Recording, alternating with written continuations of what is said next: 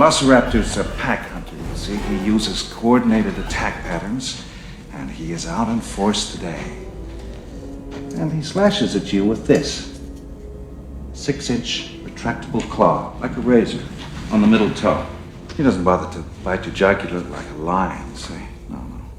He slashes at you here, or here, or maybe across the belly, spilling your intestines. The point is, you are alive when they start to eat you. So, try to show a little respect.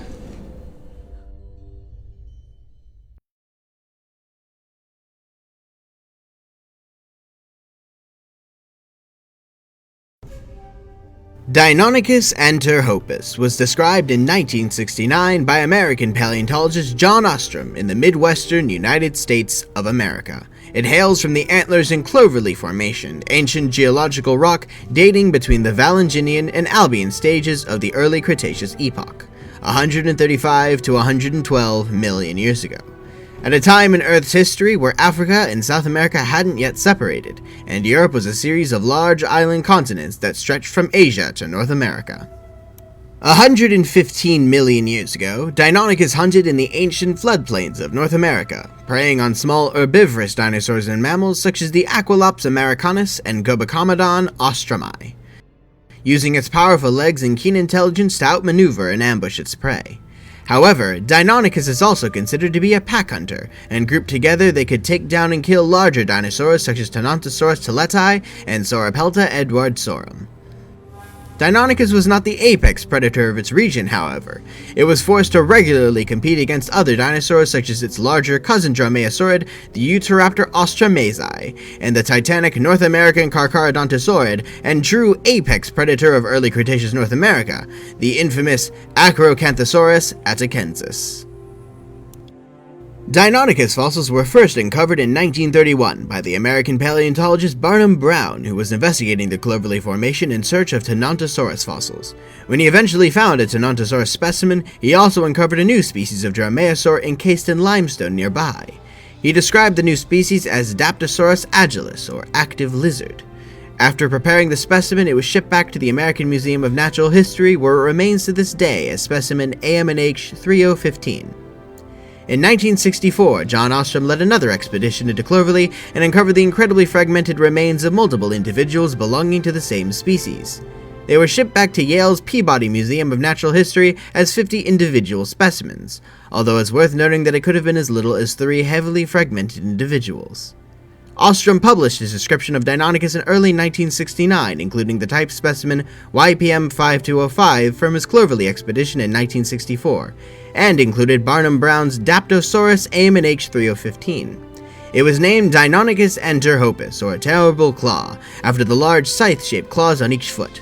Its species name, anterhopus, which means counterbalancing, refers to the stiff tail, which likely maintained a large plumage of feathers like other dromaeosaurids.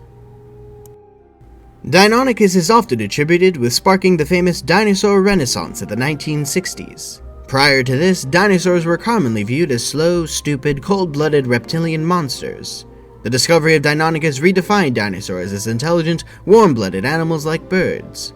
Its resemblance to modern birds reintroduced the possible evolutionary link between the two groups, and dinosaurs quickly became more popular in media.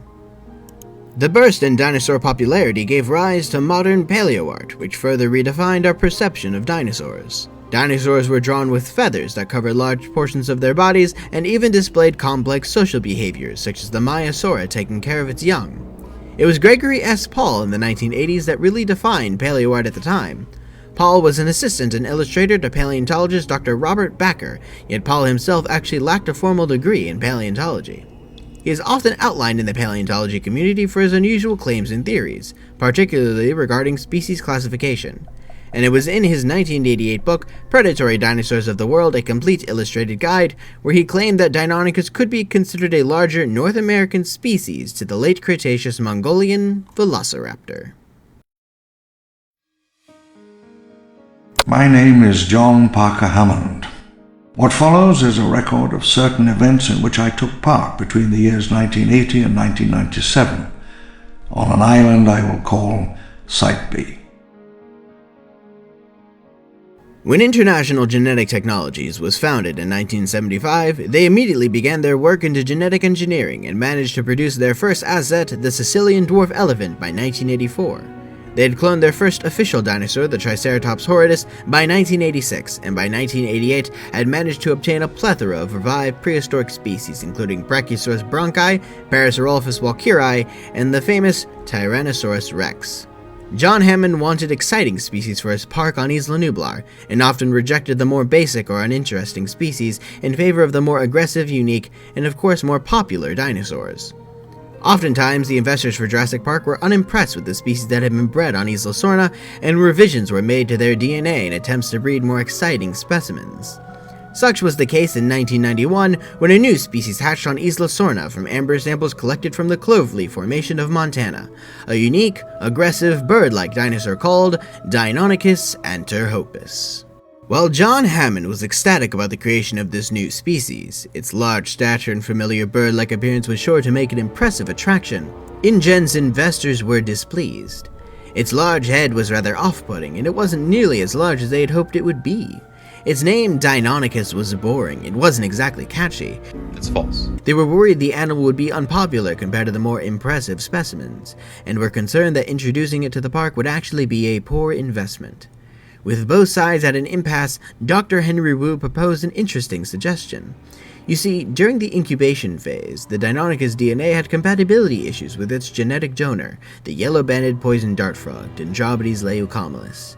The nucleus would fail to replicate the DNA properly, causing the cells to die during mitosis in a process called karyolysis.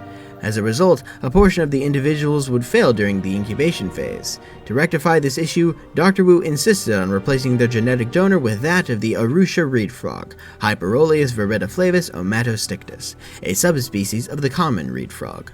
As for the name, it was decided that they would reclassify it under a new genus based on a popular, but quite controversial book from the time written by paleoartist Gregory S. Paul.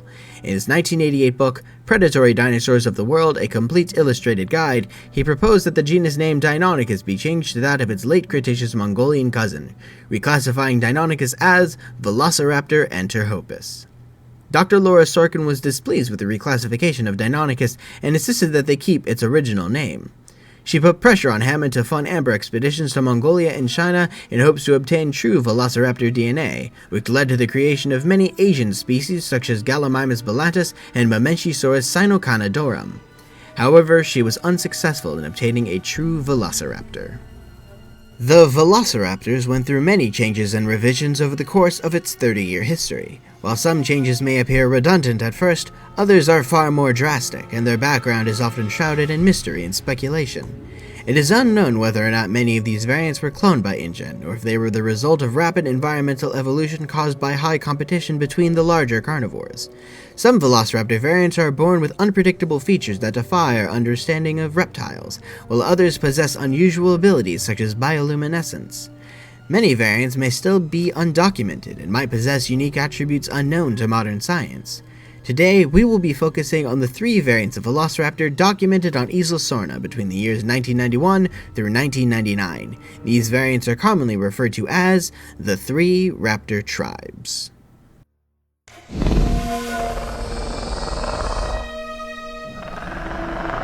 In the jungle, the forest, and the mountain, 3 raptor tribes staked out territory. A third tribe of raptors took the mountain for their territory, a leaner, tougher breed, quick, living on birds and tiny lizards. Version 1.0x Caldera Velociraptor, Deinonychus anterhopus robustus. The first tribe of velociraptors were bred in 1991 using the DNA of the yellow-banded poison dart frog Dendrobites leucomelis to fill in the gene sequence gaps left over from the millions of years of decay. However, its DNA was incompatible with the velociraptors, and the nucleus often failed to replicate the DNA properly, causing the cells to dissolve after dying in a process called karyolysis. This deficiency not only caused many individuals to fail during the incubation stage, but the surviving specimens were also at a huge disadvantage. Without the ability to properly perform cellular reproduction, these velociraptors had severely stunted growth compared to their other variants. Oftentimes, newer generations would fail to grow past their juvenile stage, which can even inhibit sexual maturity. This defect caused a massive decline in population for these animals post-1995, as many males and females could not reproduce in the wild. Their age wasn't the only thing stunted, however, as the inability to properly perform cellular reproduction would also affect the animal's ability to naturally heal any afflicted wounds. Throughout the early 90s, animal control found it difficult to keep the animals alive as any wounds that they would gain would easily become infected. Even healthy, unharmed individuals would encounter issues later in life, as due to the inability to replace older skin, it was common for the velociraptors to be found with large patches of decaying scales across their entire body. If left untreated, the skin could even fall out, and with no protective barrier, the animals would bleed out and die. In one instance during 1994, one of the rangers on Isla Sorna witnessed juvenile Caldera velociraptors eating the skinned remains of their older sisters.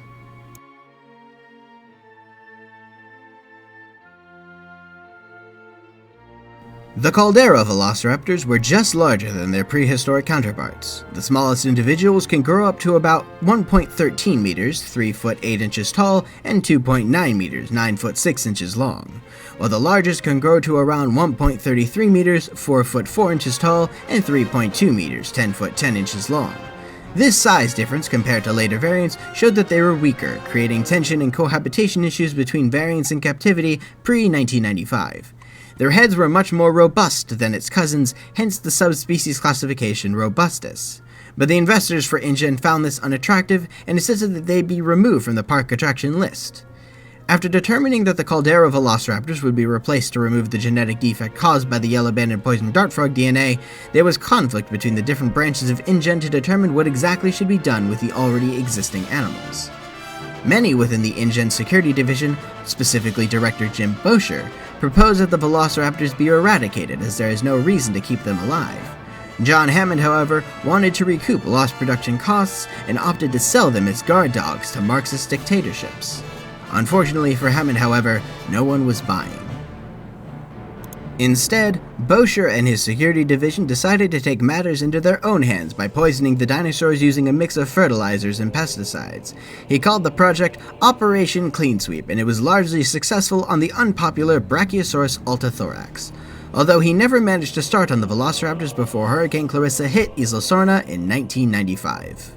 The Caldera velociraptors were amongst the first dinosaurs who escaped during the storm before Ingen gave the evacuation order and set the remaining dinosaurs free. This gave the velociraptors a head start on establishing territory in the wilds of Isla Sorna. Due to their unique genetic disorder, it was difficult for these raptors to maintain a territory that they had claimed, and were often restricted to living in the most extreme regions on Isla Sorna. They are often found nesting on cliff sides near the coast or around massive mountain ranges amongst steep passageways that no other large predators could access.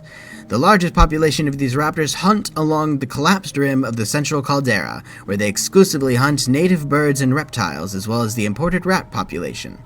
They are also credited for bringing the Dimorphodon macronix population to extinction, as they regularly competed for food along the cliffs.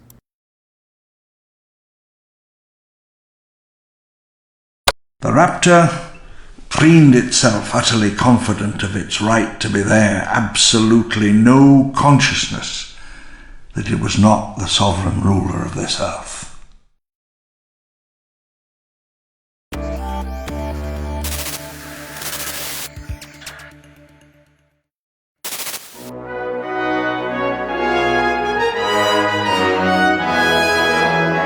Velociraptor lived during the early Cretaceous period. At an average of 11 feet in length, this incredibly intelligent and fleet of footpack hunter is credited with initiating the dinosaur renaissance of the 1960s, where the image of dinosaurs as slow, clumsy reptilian giants was superseded by an image of warm-blooded, fast-moving animals. In addition to problem-solving intelligence, one of Velociraptor's defining features is an oversized sickle-shaped talon on each foot. These talons are used during hunting and combat to inflict deep and fatal wounds. Version 2.0x Lowland Velociraptor Deinonychus enterhopus tigris. Also known as the tiger velociraptors, this second tribe was bred in 1992 using the DNA of the Arusha reed frog, Hyperoleus viridiflavus omatostictus.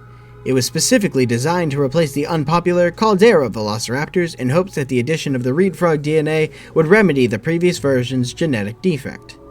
However, the inclusion of the Arusha subspecies would introduce another unforeseen genetic abnormality. The Arusha reed frog subspecies is well known for its unique ability to spontaneously change its gender through a process called sequential hermaphroditism. It was originally documented with green frogs, rhinochlomatons, grown in suburban ponds and thought to have been the result of a chemically induced mutation, but for wild populations were documented with the ability in 2019. I don't like them putting chemicals in the water that turn the friggin' frogs gay! This ability to change the animal's gender was passed down to the Lowland velociraptors, but wasn't discovered until June of 1993 when Dr. Alan Grant discovered the abandoned nest containing multiple broken eggshells and two-toed footprints in the sand. Upon the discovery of juvenile velociraptors on Isla Sorna during the 1994 cleanup, an investigation was done on the velociraptors still in captivity on Isla Sorna to determine if there were any cases of breeding amongst them. Upon confirming the existence of broken eggshells and multiple undocumented juvenile velociraptors, they began to quarantine all velociraptor individuals regardless of their apparent gender. Although the original Caldera velociraptors weren't affected as they did not possess the gene that would allow them to swap genders.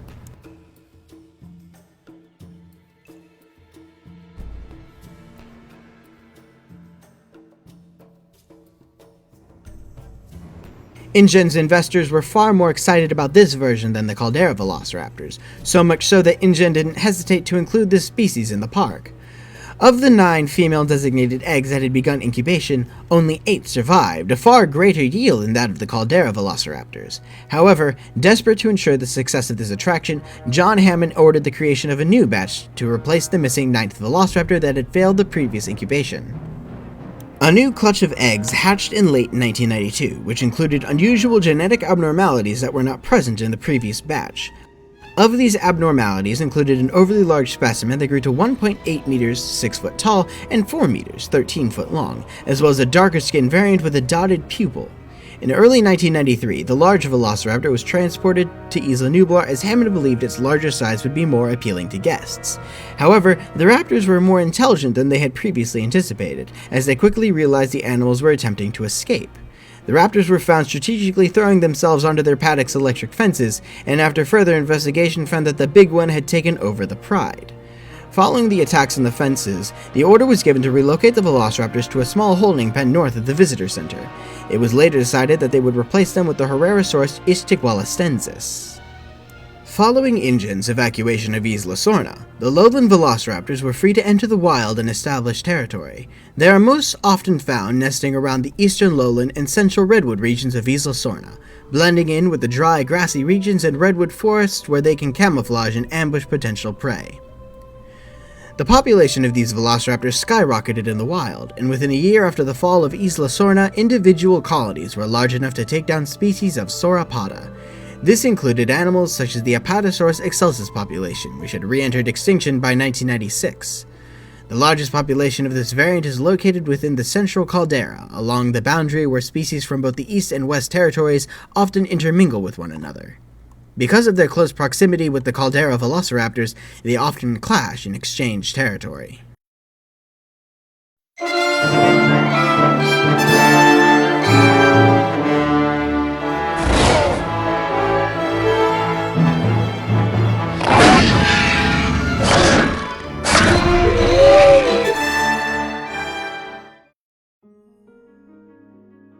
Not all the original species survived. In the end, only a few adjusted to the new world. These became dominant. Version 2.1x Highland Velociraptor Deinonychus antarhopus tigris Hystrix. The third tribe is not considered to be its own variant, and is instead classified as an additional breed of the already existing tigris subspecies. Its Hystrix breed classification refers to the porcupine-esque quills in the back of the male's head, which resembles that of the African crested porcupine, Hystrix cristata. It is unknown where this variant originated from, and there is still debate about its origin. It was originally believed that the Highland velociraptors were a natural evolution that descended from the Lowland velociraptors to adapt to the tropical conditions of the western region of Isla Sorna. However, this theory is often discredited as many consider it impossible for such drastic change to occur over the span of 4 to 5 years. Instead, people suggest that the Highland velociraptors appeared during Ingen's return to Isla Sorna in 1999, otherwise known as the amalgam testing. One theory has been proposed, however, that supports the original natural evolution claim. The velociraptors have a wide variety of different colorations. Each individual raptor could be ever so slightly different from another. Some could be brown, or tan, or beige. Other raptors could be covered in tiny freckle-like spots, have mottled lips, and have green or yellow eyes. Each individual could have a variety of possible patterning and coloration, similar to dog breeds. And like dog breeds, the velociraptors are susceptible to a drastic change in their appearance, provided that the right individuals are breeding together. This is called selective breeding. However, the lowland velociraptors alone don't have the ability to rapidly change their appearance over a few years, not without an environmental evolutionary catalyst that doesn't exist on Isla Sorna. Instead, it's proposed that the Highland velociraptors are the result of crossbreeding between the robustus and tigris subspecies. The Caldera and lowland velociraptors have enough genetic differentiation between themselves that the offspring between the two can result in the creation of an entirely new variant. However, due to the intense rivalry between the two subspecies, it's unlikely that the two would ever intermingle. The Highland velociraptors have had little interaction with humans, as they are not an original Ingen asset. Because of this, they're not accustomed to hunting and eating them. When humans revisited Isla Sorna in 2001, rather than stalking and actively hunting them, they only showed aggression when the trespassers took their eggs. In fact, this is the only variant that seems to act in this manner. Other raptors show little to no remorse for their own kind. The Highland velociraptors are the only known raptor breed that don't engage in cannibalism. This raptor is also often described with a higher level of intelligence and a more complex vocal muscle, allowing for more complicated levels of communication not observed in the other variants. They have a unique call that acts as an SOS signal that can travel over incredibly long distances. They use this to communicate to other nearby Highland velociraptor packs, which would respond to the distress call and come to their aid. This way, multiple packs can work together to take down prey hundreds of times their size. This level of cooperation is rarely observed in modern species, as oftentimes different family groups would compete for food, showing that the Highland velociraptor is an incredibly social animal. This variant of velociraptor nests in higher altitudes in the western region of Isla Sorna, hence the name Highland velociraptor. Yet despite this, they do not have any recorded history of competition between the Caldera velociraptors, who nests in the mountain and cliffsides that would be abundant in the western region. This suggests that either the Highland velociraptors don't often encounter Caldera velociraptors, or that they're comfortable coexisting with them. The velociraptors are more accustomed to surviving amongst the spinosaurids of the island, such as the Baryonyx walkeri. However, most times they leave each other alone as they don't compete for the same food source, and most incidents revolve around territory boundary issues. In rare cases, however, the Spinosaurs will actively hunt and kill Highland velociraptors during dry periods where fresh fish food is less abundant. Deinonychus anterhopus, a species of large dromaeosaurid dinosaur from the Cloverleaf Formation of Montana. It lived 115 million years ago during the early Cretaceous epoch, and coexisted with many dinosaurs such as Tyrannosaurus and Sauropelta. It was first cloned by International Genetic Technologies on Isla Sorna in 1991, using the DNA of Dendrobius laeocomylus to fill in the gene sequence gaps. But due to the incompatibility between the Deinonychus and its genetic donor, it suffered an effect known as karyolysis, which is a process in which the nucleus of the cells dissolve during mitosis. This genetic defect caused the animals to suffer with a variety of issues throughout its life. In some cases, the animals would fail to incubate and never hatch, while many surviving specimens would fail to grow past their juvenile stage. Due to the inability to properly perform cellular reproduction, wounds would rarely completely heal, and skin could even rot and fall off due to never being replaced. To rectify this issue, Dr. Henry Wu replaced this variant in 1992 using the Hyperoles viridiflavus omatostictus as its genetic donor. The addition of the Arusha reed frog subspecies gave these assets the ability to change their gender through a process called sequential hermaphroditism. When this variant was transported to Isla Nublar to star in Jurassic Park, they began to throw themselves at the electric fences of their enclosure in an attempt to escape. Animal Control responded to this by relocating them to a smaller holding pen, and Hammond decided to replace them with the Herrerasaurus.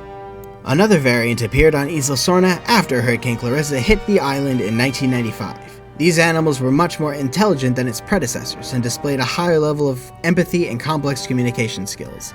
Male individuals also grew quill-like structures similar to that of protofeathers/pycnofibers that dinosaurs were covered with millions of years ago.